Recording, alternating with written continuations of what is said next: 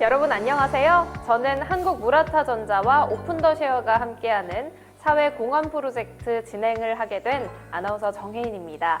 오늘 프로젝트 진행을 함께해 주실 분 소개해 드릴게요. 네, 여러분 안녕하세요. 저는 한국무라타전자의 사회공헌 프로젝트를 담당하고 있는 유한영 대리입니다. 반갑습니다. 네, 반갑습니다. 네, 오늘은 한국무라타전자의 청소년 사회공헌 확산 프로젝트인 태양광 충전기 제작 활동의 소셜 임팩트 리포트 공유와 동기간 동안 준비했던 또 하나의 프로젝트, 바로 청소년 멘토링 프로젝트를 여러분께 소개해 드리려고 합니다. 대리님, 제가 듣기론 이번에 진행된 청소년 사회공헌 프로젝트였던 태양광 충전기 제작 활동의 참여 경쟁률이 굉장히 치열했다고 하던데 사실인가요? 네, 맞습니다. 기존에 해당 프로젝트의 참가자분들을 180명 정도로 예정하고 있었는데요. 실제로는 이번 프로젝트에서 청소년 지원자분들이 무려 300명이 넘는 많은 분들이 지원을 해주셨습니다. 이로 인해 저희가 사전에 활동을 위해 준비해둔 물품이 예비분을 포함해서 모두 소진되어서 아쉽게도 더 많이 진행하지는 못했네요. 코로나로 인해 사회공헌 활동이 많이 위축된 상황이었지만 청소년 여러분들이 보다 적극적으로 참여 의지를 나타내 주셔서 참여 경쟁이 정말 치열하다는 걸 체감할 수 있었습니다.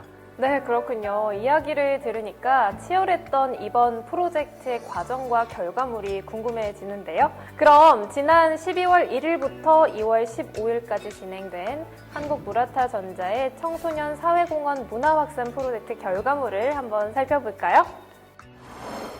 네, 이번 한국무라타전자의 청소년 사회공헌 문화 확산 프로젝트는요, 전국적으로 성남시, 용인시, 청주시, 부산시 등 4개 지역의 총 5개의 공간에서 청소년 약 200분과 도우미 32분이 참여해 주셨습니다. 이렇게 많은 분들이 함께 해주신 결과 이번 프로젝트로 인해 발생한 봉사활동 시간은 총 460시간이었으며 제작된 결과물들의 경제적 가치는 714만 원으로 집계되었습니다. 이렇게 만들어진 200개의 태양광 충전 키트와 보조 배터리들은 총 8개의 지역 아동센터에 있는 200명의 아이들에게 기부되었습니다. 해당 프로젝트에 도움을 주시고 참여해주신 청소년 여러분들의 따뜻한 마음에 다시 한번 정말 감사드립니다. 네, 전국에서 정말 많은 분들의 참여와 수고로 너무나 의미 있는 프로젝트의 결과물들이 잘 전달된 것 같아서 진행자로서도 너무 뿌듯하네요. 네, 그럼 다음 순서로 넘어가 볼까요? 이번에 준비한 순서는 한국무라타전자와 오픈더쉐어가 준비한 청소년 진로 코칭 프로젝트를 준비해봤습니다. 이 프로젝트는 우리 청소년 여러분들의 가장 큰 고민 중에 하나인 진로에 대한 청소년 여러분들의 실제 고민 사례를 접해보고 해당 사례에 대한 솔루션을 함께 공유해보면서 여러분의 진로 개발과 성장에 도움을 드리는 활동입니다. 네, 맞습니다. 평소 지역아동센터의 청소년분들이 진로와 관련된 고민을 정말 많이 하고 있고 이것을 어떻게 해나가야 할지 어려워한다는 것을 굉장히 많은 제보를 통해서 확인을 할 수가 있었는데요. 이런 청소년분들의 성장을 위해 저희가 어떤 지원을 해드리면 좋을지 고민을 정말 많이 하다가 이러한 시간을 준비했습니다. 오늘 이 시간을 통해 같은 종류의 고민을 가지고 계신 다른 청소년 여러분들도 진로를 설정하시는데 많은 도움이 되셨으면 좋겠습니다. 그럼 오늘 본격적인 진행에 앞서 이번 프로젝트에 꼭 필요한 전문적인 진로 솔루션을 제공해드리기 위해 청소년 진로 컨설팅 전문가 내일진로 김태현 선생님을 소개해드리겠습니다. 선생님 안녕하세요. 네, 반갑습니다.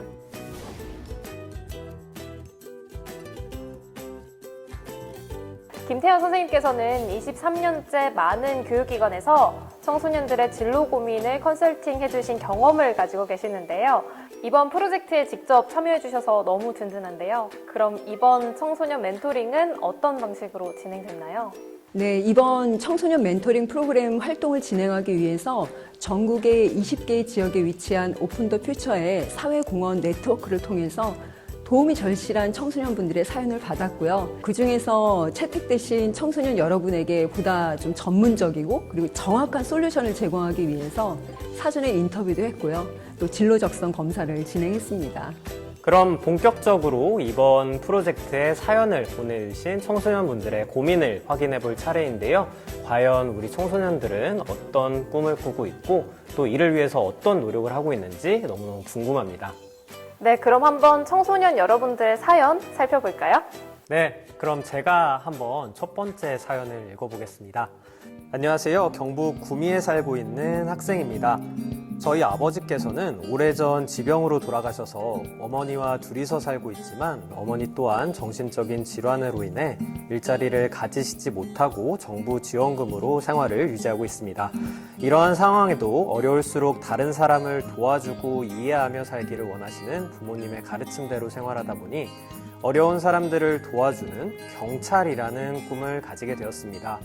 하지만 경찰이 되기 위해 체력과 학업에 관해 제 나름대로 알아보고 노력하고는 있지만 학원과 온라인 강의를 하고 있는 친구들을 따라가기에는 역부족일 때가 많습니다.